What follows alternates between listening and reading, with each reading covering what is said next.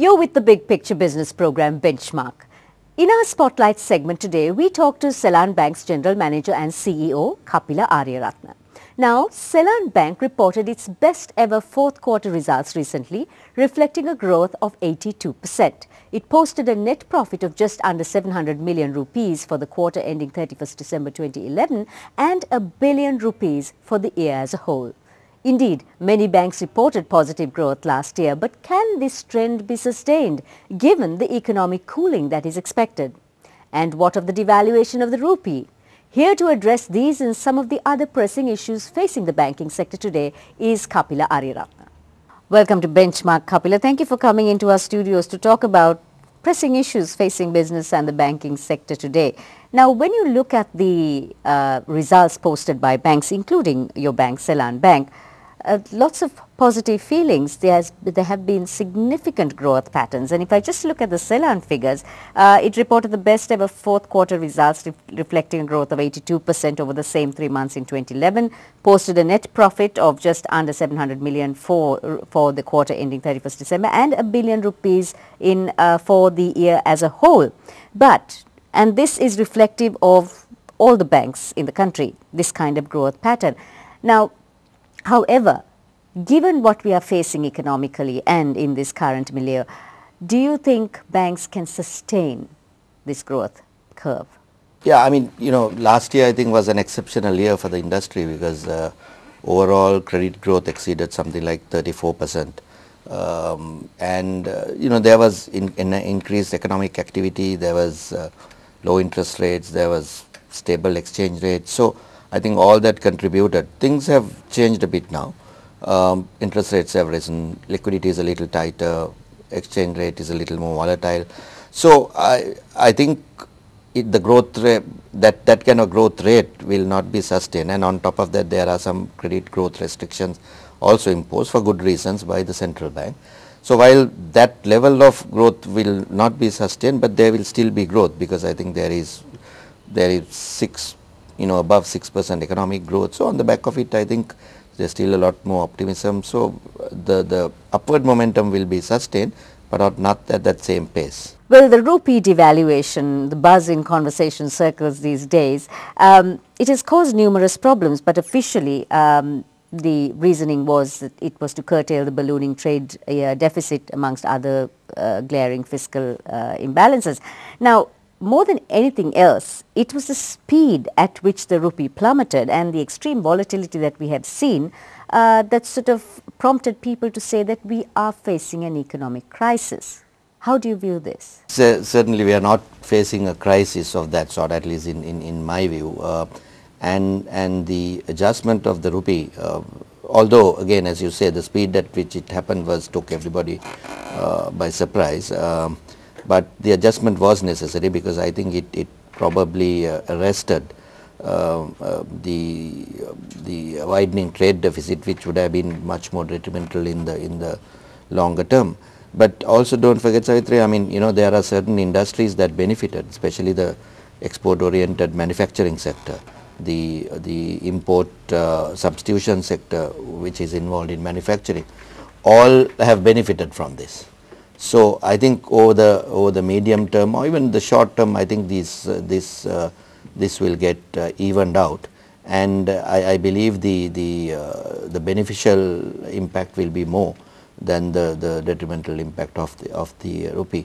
But I think, and added to that, there is, I think, especially if there is now stability and people know what level to expect. When it comes to the commercial banking sector, Kapila, do you think the government should adopt a laissez-faire stance, self-policing, self-regulating and a self-correcting kind of banking capitalism, so to speak? I think we all know what happened recently in the financial crisis and what a laissez-faire sort of attitude by the government can do. So in my view, I think a certain amount of regulation is necessary, certain amount of regulation is needed, and it is good for the banks as well as the customers. And of course, having said that, I guess the challenge is to maintain the correct amount of effective regulation rather than over-regulation, because I believe that the market, you need to leave room for growth, you need to leave room for innovation and value addition. So I think it is that balance that is required. I mean, certainly not a completely hands-off stance from the government. As a country with quite a large segment of the population living under living in less than ideal conditions, banking is one of the sectors that people actually rely on for funding. And of course, they will continue to do so in the context of housing, funding for housing. Would you agree that the recent hikes in interest rates and the expectation of more of the same will actually negatively impact the housing market and also people who aspire to have their own homes, which is in fact a primary need?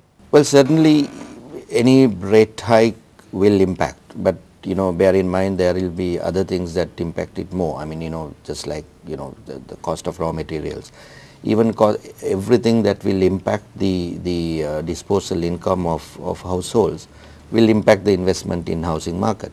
But having said that, as long as there is economic growth, as long as the GDP continues to grow and people are earning more, the disposable income also will grow. So I think it will even out, although the interest rates per se, because as long as there is economic growth and people continue to earn more money, the investment will be there. Now, despite what you say about disposable income eventually growing, Sri Lankan public is now faced with this interminable problem of a cost of living spiral, which of course the raison d'etre being officially higher petrol and diesel prices. Of course, we are expecting more of the same, although we've heard that it won't happen in the immediate. Now, this kind of cost of living spiral will curtail spending and diminish the potential for savings. And Kapil, at the end of the day, this can't be a good sign for business. No, it's not. It's not. But I don't believe that while certain items have certainly gone up, and something like transport going up impacts every aspect, that there is yet a cost of living spiral as such. And again, as I said, as long as the economy continues to grow and people have the ability to earn more, I think it's not going to be a huge problem. But certainly with these costs going up, the bankers have to be more cautious, and we have to work with the people. We have to work with the businesses who are our clients to ensure that they are given the leeway to adjust to this. And our overall success will depend on that, because they have to adjust as well, and it depends how fast they can adjust to this, improve their efficiencies and come out making profits again. Time for a commercial break now, part 2 of our exclusive interview with Kapila Ariyaratne when we return.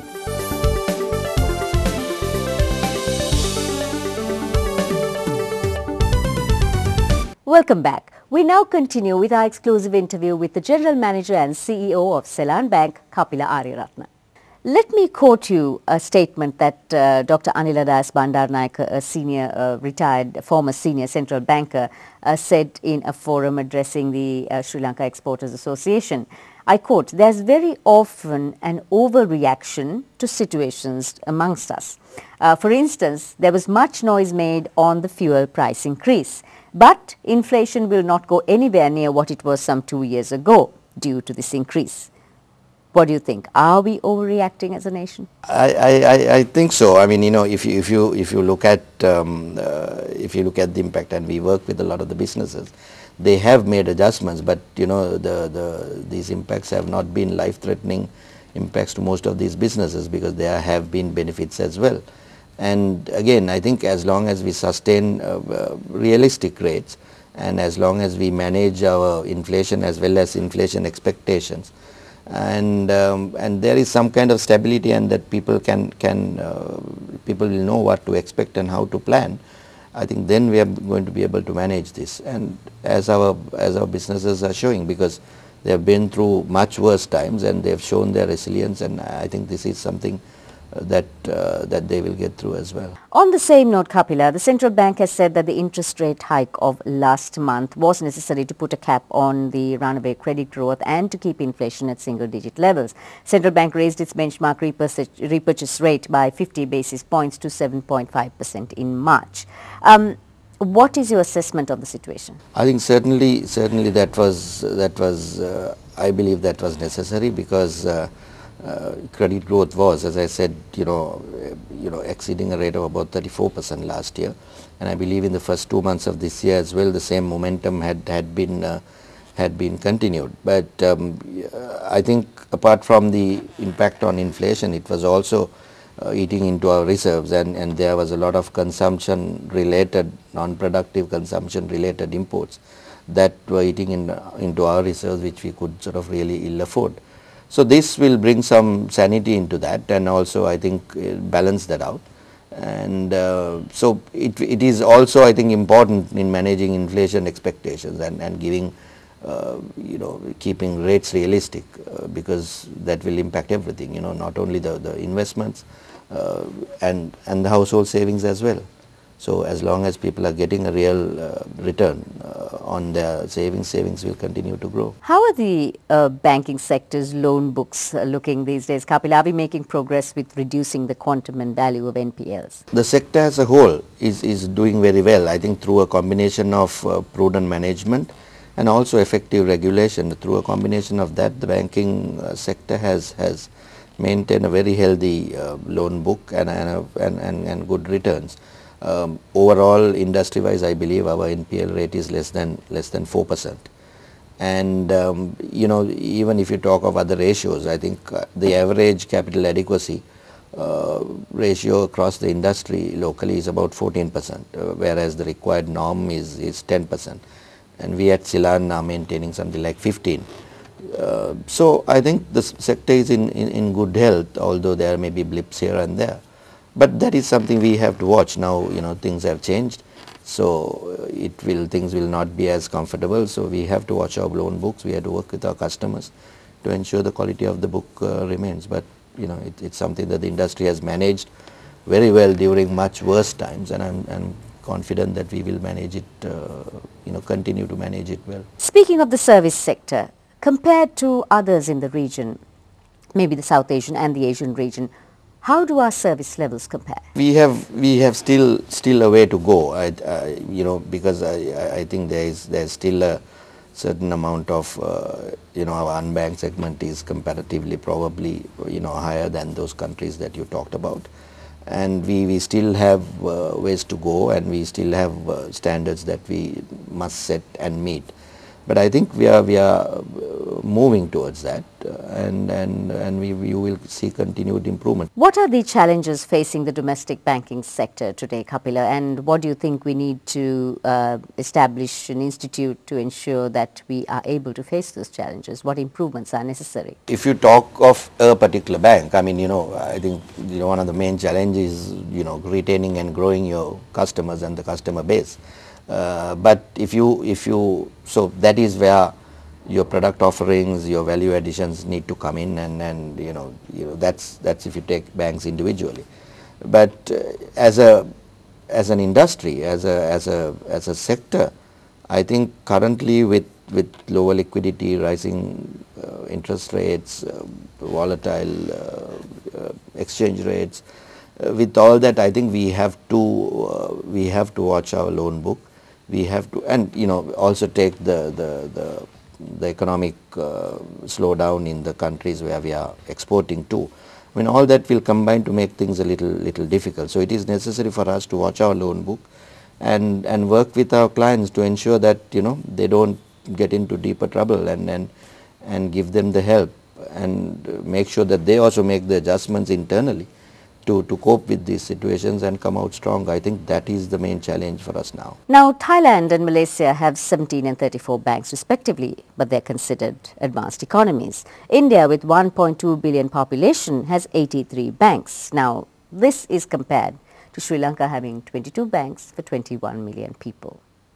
Are we oversaturated?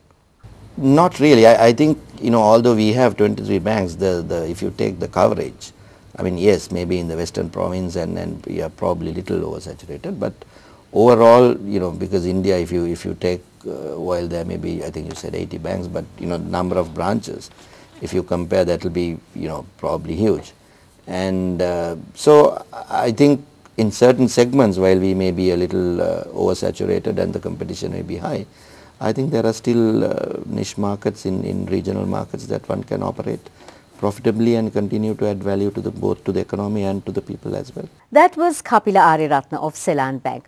After the break, we have the 10 most valuable brands in Sri Lanka today. That's on the Voice of Business.